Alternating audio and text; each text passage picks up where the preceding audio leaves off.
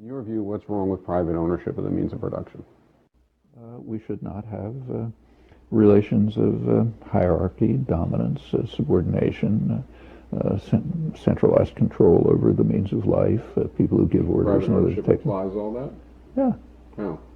I mean, if you have private ownership of the means of production, it means that, first of all, the people, it's not just one person, it's a institution, so you get like, maybe it's a corporation or private business or something.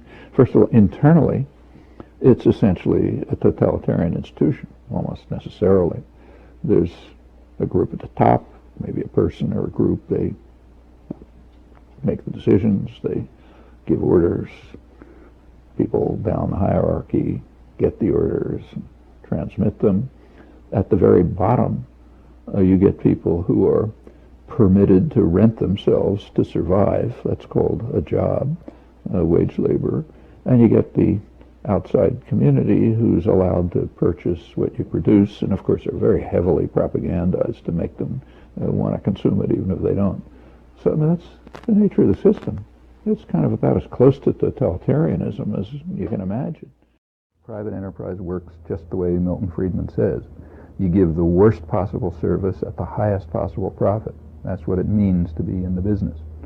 If you try to be benevolent, you're out of the business because somebody undercuts you. So the nature of the system, as good insight goes way back to Adam Smith, is to be as mean and rotten as you can, to try to maximize profit and market share and give the worst possible service. Same with HMOs and everything else. The system has unacceptable risk built into it. It's well known among economists that markets are inefficient from the narrowest perspective. So to make it simple, suppose you and I, suppose you sell me a car, okay?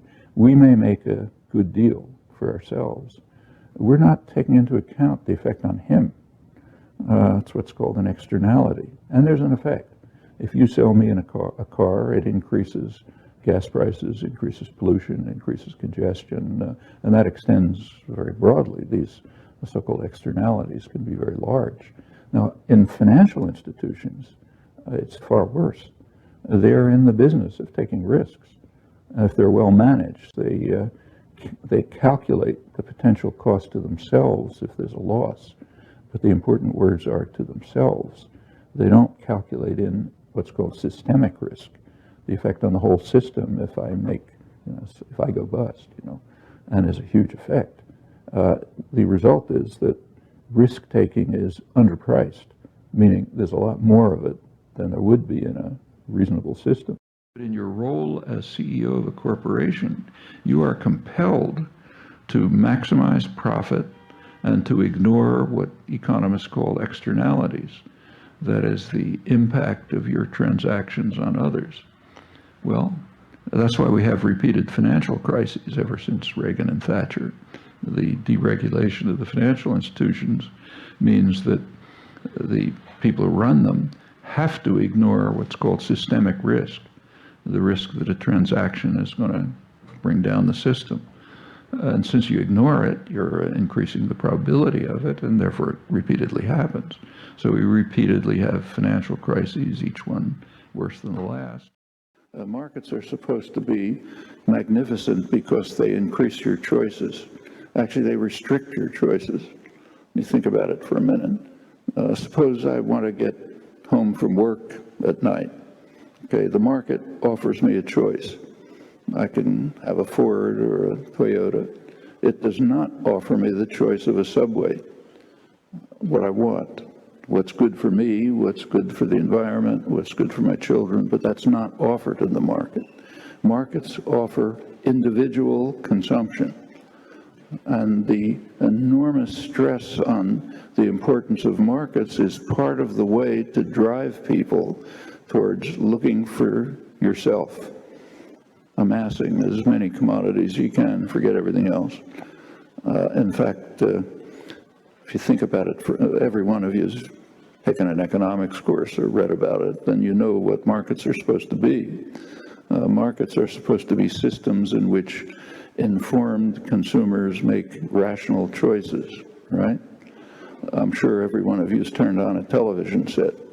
Now, what do you see when you turn on a television set? You see that there's a huge industry, public relations industry, which began in the United States and Britain, incidentally, huge industry which is designed to undermine markets. Every ad is an attempt to create an uninformed consumer who will make an irrational choice, right? Huge effort on the part of the business world to undermine markets, but to keep the aspect that's useful for profit and power, namely separating people from one another, focusing on individual choices, not working with your neighbor. By now, about close to half the stock is owned by about 1% of the population, and the bottom 80% of the population hold about 4% of the stock.